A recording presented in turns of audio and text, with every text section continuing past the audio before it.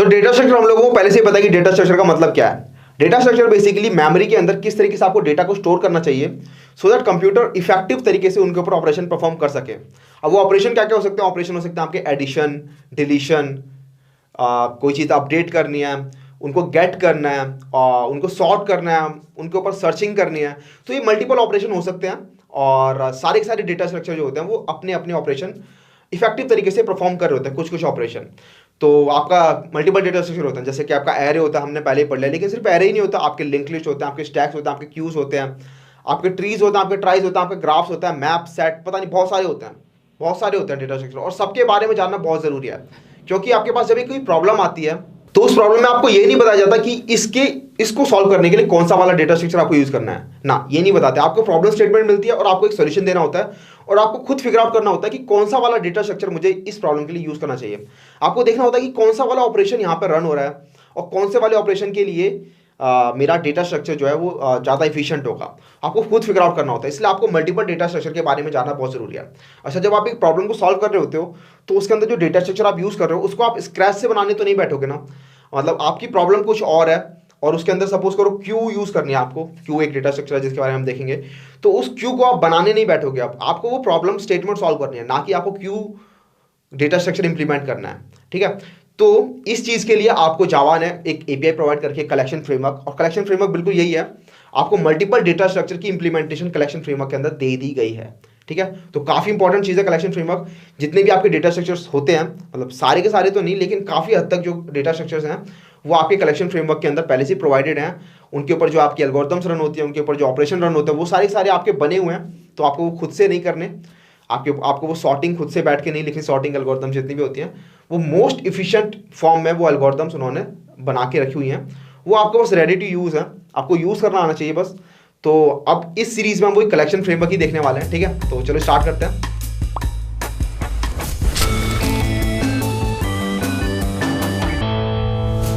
Hey guys, my name is Anuj Kumar Sharma and welcome to Niksha. और आज हम कलेक्शन फ्रेमवर्क स्टार्ट करने वाले हैं। तो जैसा मैंने आपको पहले ही बता दिया, कलेक्शन फ्रेमवर्क का मतलब क्या है। आपके कलेक्शन फ्रेमवर्क के अंदर मल्टीपल डेटा स्ट्रक्चर की इंप्लीमेंटेशन जावा ने पहले ही प्रोवाइड की गई है। उन डेटा स्ट्रक्चर के ऊपर जो एल्गोरिथम्स होते हैं उनकी इंप्लीमेंटेशन भी पहले से ही प्रोवाइडेड है आपको, सो दैट जब आपके पास कोई प्रॉब्लम स्टेटमेंट आए तो आप बैठ के वहां पर डेटा स्ट्रक्चर इंप्लीमेंट ना कर रहे हो, आप उस प्रॉब्लम स्टेटमेंट पर ध्यान दे रहे हो। तो स्टार्ट करते हैं जावा कलेक्शन फ्रेमवर्क के साथ। तो इससे पहले यार आपका पाइथन कोर्स पूरा का पूरा कंप्लीट हो चुका है, तो जिसको पाइथन करनी है, ठीक है, वो जाके वो पाइथन कोर्स देख सकता है। और काफ़ी थॉरो उसके अंदर आपका सिलेबस है, आपका सीबीएसई सिलेबस है, बट काफ़ी एडवांस लेवल तक भी हम उसके अंदर गए हैं। तो जिसको पाइथन सीखनी है जल्दी से, 14 दिन का कोर्स है, जल्दी से आके उसको देख सकता है। ठीक है, अब हम अपना ये जावा कोर्स दोबारा से स्टार्ट करते हैं, जो छूट गया था पहले उसकी वजह से। तो हम स्टार्ट करते हैं अपना जावा कोर्स। ओके, तो जावा कलेक्शन फ्रेमवर्क पढ़ते हैं। तो जावा कलेक्शन फ्रेमवर्क से पहले अभी हमने लास्ट क्या कर लिया, हमने बेसिक्स कर लिया इस कोर्स के अंदर, जावा बेसिक्स, और ऊप्स हमने कर लिया इस कोर्स के अंदर।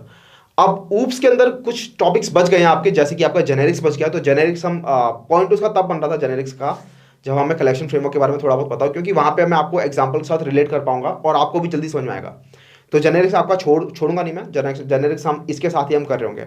ओके, आपका फाइल हैंडलिंग उसके अंदर रहेगा। तो फाइल हैंडलिंग यार आपको अगर करनी है तो जावा के अंदर बहुत इनएफिशिएंट तरीके से आपकी फाइल हैंडलिंग होती है। अगर आपको फाइल हैंडलिंग सच्ची में करनी है किसी प्रोजेक्ट के लिए तो आपको पाइथन में करनी चाहिए।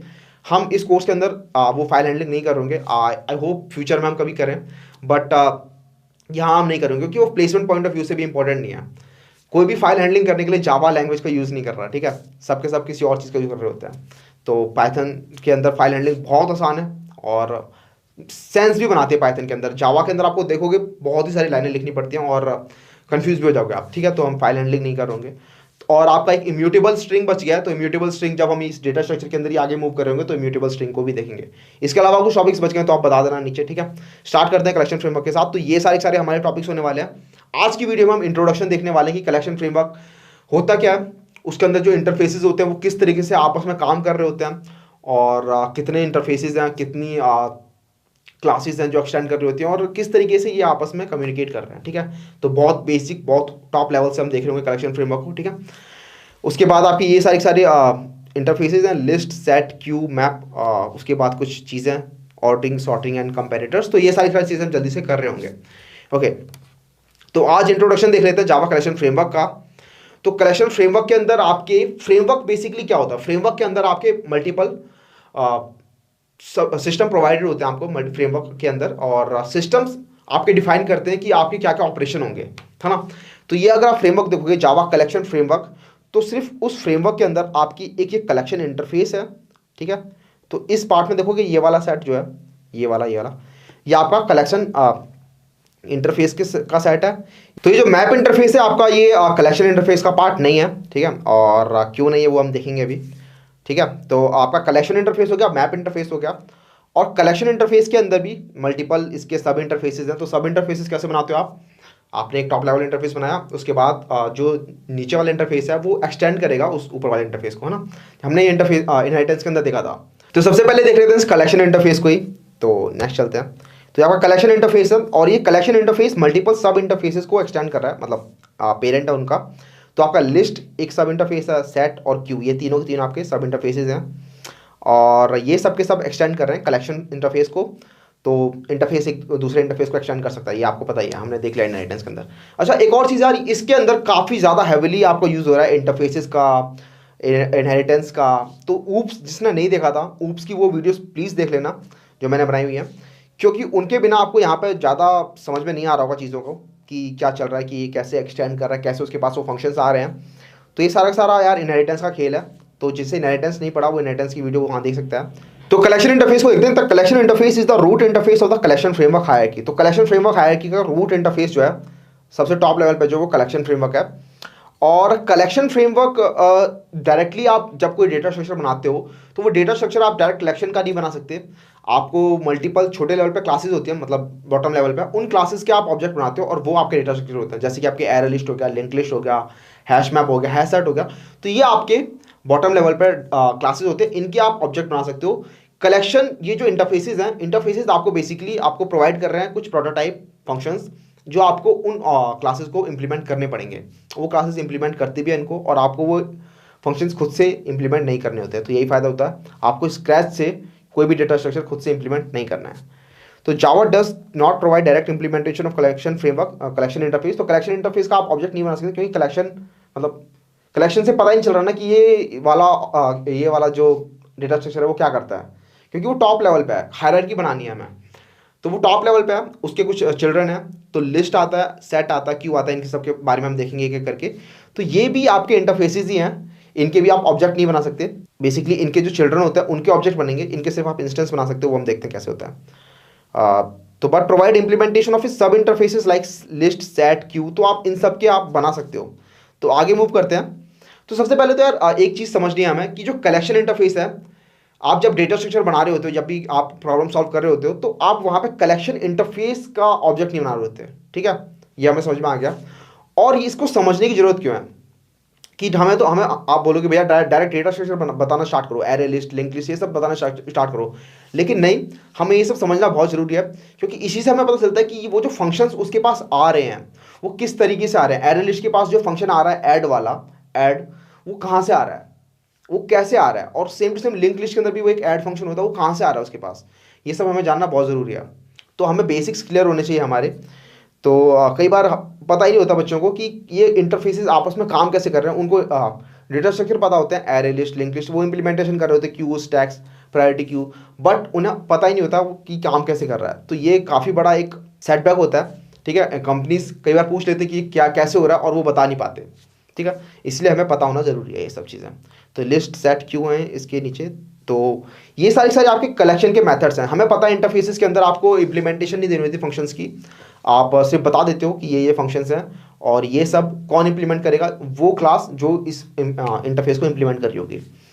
तो इस कलेक्शन इंटरफेस ने बता रखे हैं कि ये सारे आपके फंक्शंस हैं, और जो भी मुझे इम्प्लीमेंट करेगा उसको ये सारे फंक्शंस अपने इंप्लीमेंट करने होंगे। तो add, size, remove, iterator, add all, remove all, clear, तो ये सारे फंक्शन आपको कलेक्शन इंटरफेस देता है। और ऐड से पता ही चल रहा है कि ऐड क्या करता है, insert specified element to the collection, तो ये इंसर्ट करने काम आता है। साइज, कलेक्शन का साइज निकालने काम आता है कि किसी कलेक्शन के अंदर कितने एलिमेंट्स हैं। रिमूव करने काम में आता है रिमूव। इटरेटर उसकी एक तरीके से इटरेटिव कलेक्शन निकाल के देता है, जिससे कि हम उसे एक एक करके इटरेट कर सकें उस कलेक्शन के अंदर। ऐड ऑल क्या करता है, एक कलेक्शन के अंदर दूसरी कलेक्शन को ऐड करने काम में आता है। रिमूव ऑल सारी सारे एलिमेंट्स को निकाल देता है कलेक्शन के अंदर से, और clear remove all elements of collection specified from the collection, ठीक है, और clear removes all the element from the collection, ये सारे सारे एलिमेंट्स को निकाल देता है एक साथ कलेक्शन में से, बट ये removes all the element of the specified collection from the collection, ठीक है, स्पेसिफाइड कलेक्शन होती है सिर्फ उसको रिमूव करता है। तो ये सारे सारे आपके मेथड्स हैं। और जब भी आप सपोज करो आप बोल रहे हो ठीक है मुझे एक आप बनानी है क्लास, ठीक है, मेरे को अपना एक डेटा स्ट्रक्चर बनाना है जो कि पहले से जावा ने नहीं दिया लेकिन वो कलेक्शन का पार्ट होना चाहिए, तो हाँ आप बना सकते हो, बिल्कुल बना सकते हो। बस जो आपका डेटा स्ट्रक्चर है उसको कलेक्शन को आपको इंप्लीमेंट कराना है, और वो आपका डेटा स्ट्रक्चर ये सारे जो फंक्शंस हैं इनको इंप्लीमेंट कर रहा होगा, ठीक है। तो आप इजीली अपना एक खुद का डेटा स्ट्रक्चर आप बना सकते हो, लेकिन जितने भी हमें डेटा स्ट्रक्चर चाहिए हमारे यूज़ के लिए वो सारे जावा ने पहले ही बना रखे हैं। जो नहीं बना रखे वो हम इन डेटा स्ट्रक्चर का यूज़ करके बना सकते हैं। तो जैसे आपको नहीं पता ग्राफ कैसे बनाना है, ग्राफ आपको जावा ने नहीं दिया, तो आपको अगर ग्राफ डेटा स्ट्रक्चर बनाना है तो आप इन्हीं एरे लिस्ट, हैश मैप, इन सब चीज़ों का यूज़ करोगे उनकी एल्गोरिथम्स को रन करने के लिए, ठीक है। तो आपको बेयर बोन जो चीज़ें चाहिए वो आपको दे रखा है यहाँ पे कलेक्शन फ्रेमवर्क के अंदर, सो दैट हमें खुद ना लिखना पड़े। तो आपको समझ में आ गया होगा अब तक कलेक्शन फ्रेमवर्क क्या कर रहा है आपके लिए। ओके, तो ये आपका लिस्ट इंटरफेस है। तो अगर आपने यहाँ देखा होगा तो ये आपके कलेक्शन के अंदर ये तीनों हैं, लिस्ट, सेट और Q.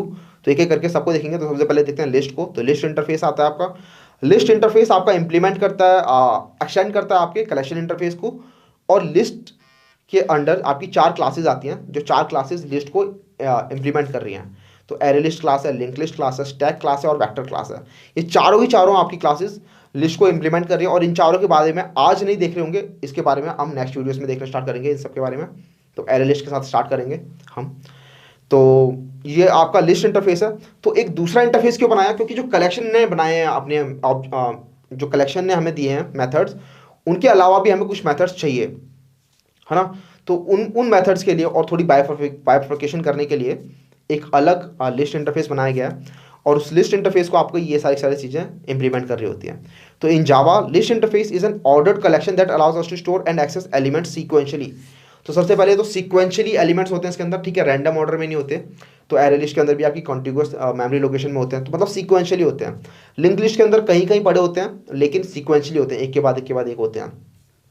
Same to same stack के अंदर भी एक के बाद एक होते हैं, और वेक्टर के अंदर भी। Since list is an interface, we cannot create object from it. In order to use functionalities of the list interface, we can use these classes.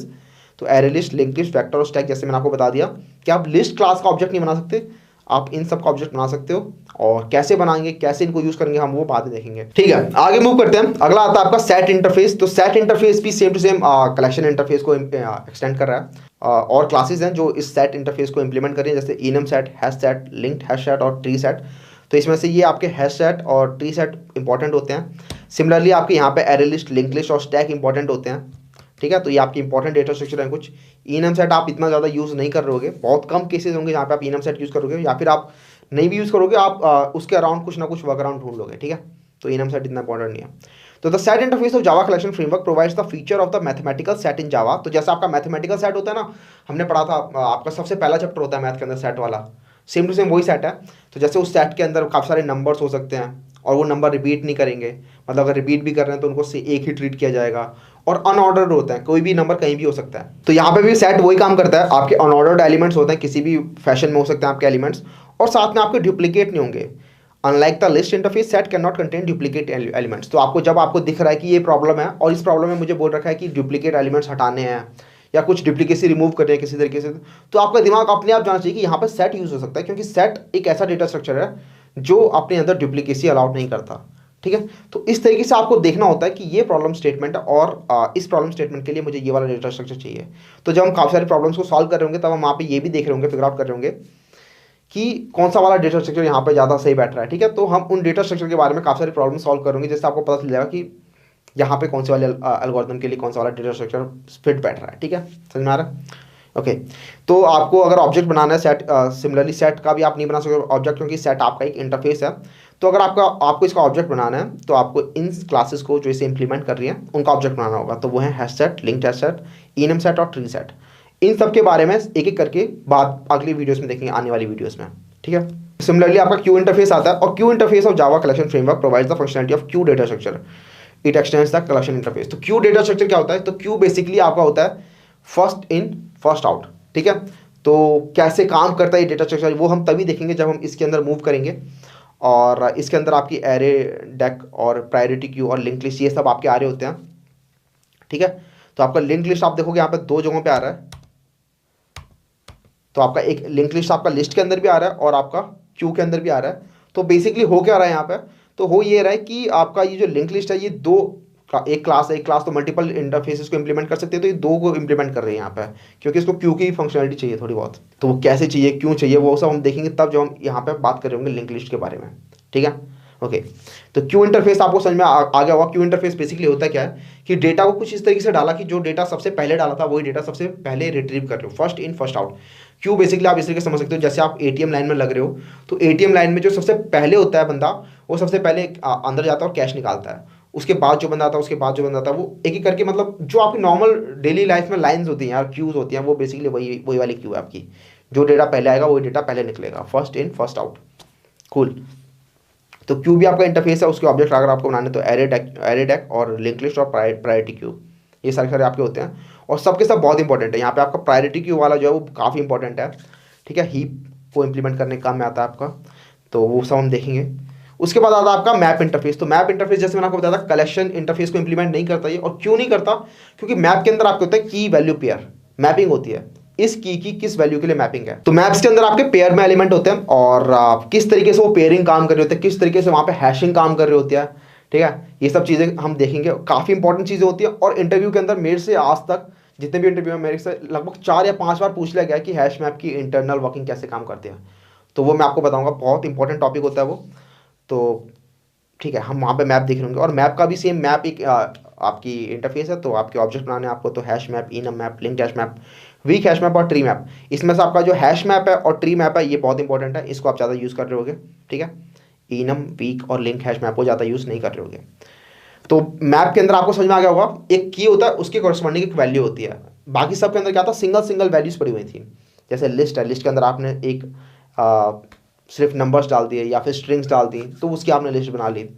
या फिर आपने जो सेट बनाया, सेट के अंदर भी सेम टू सेम कुछ नंबर्स का सेट बना दिया, कुछ फ्लोटिंग नंबर्स का सेट बना दिया, इस तरीके से होता है। लेकिन मैप के अंदर क्या होता है, मैप के अंदर होता है की वैल्यू पेयर, कि इस की के लिए कौन सी वैल्यू है। आप इसे इस तरीके से समझ सकते हो, जैसे कि किस रोल नंबर के लिए कौन सा नाम है, ठीक है, या फिर किस नाम के लिए क्या पेरेंट का नाम है। इस तरीके से समझ सकते हो कि आपको मैं अपना नाम बताऊंगा और आपको बताना है कि मेरे पेरेंट का नाम क्या है, ऐसा कुछ रिलेशन चाहिए। तो आप वो नॉर्मल क्यू या नॉर्मल एरे के अंदर स्टोर नहीं कर सकते, उसके लिए आपको की वैल्यू पेयर स्टोर करना है। इसीलिए उसको कलेक्शन से दूर रखा गया, क्योंकि कलेक्शन के अंदर ऐसा बोला गया कि कलेक्शन के अंदर सिंगल एलिमेंट्स हैं इसीलिए, और मैप के अंदर आपके की वैल्यू पेयर है, इसलिए वो उसको कलेक्शन फ्रेमवर्क से दूर रखा गया है। बट होता वो कलेक्शन फ्रेमवर्क के अंदर ही है, कलेक्शन इंटरफेस से दूर रखा गया, बट ये ओवरऑल कलेक्शन फ्रेमवर्क के अंदर आता है। तो ये सब चीज़ें, और इन सबको हम डीपली अंदर जा रहे होंगे, इनके क्वेश्चन सॉल्व कर रहे होंगे इनके ऊपर, और किस तरीके से इन्हें इंप्लीमेंट करते हैं वो सब देख रहे होंगे। तो मैप हो गया आपका, क्यू हो गया आपका, सेट हो गया, लिस्ट हो गया, और इनके अंदर जितने भी क्लासेज हैं उनकी इंप्लीमेंटेशन हम देख रहे होंगे, उनके कॉरस्पॉन्डिंग क्वेश्चन हम सॉल्व कर रहे होंगे आने वाली वीडियोस में। तो अब आपकी वीडियोस रेगुलरली आएंगी यार जावा डेटा स्ट्रक्चर के ऊपर। और जो टॉपिक्स आपके रह गए हैं वो आपके, अगर मुझे लगेगा कि कोई टॉपिक आपका रह गया है जो मैं आपको नहीं समझा पाऊंगा जिसके बिना आगे, तो वो टॉपिक मैं आपको करा ही दूंगा बिल्कुल, वरना बाकी सारे टॉपिक्स हमारे कवर हो ही चुके हैं, ठीक है। जेनेरिक्स हम देख रहे होंगे साथ साथ ही, और जेनेरिक्स तभी आपको ठीक से समझ में आएगा। तब तक के लिए चलते हैं यार, see have a good day, bye.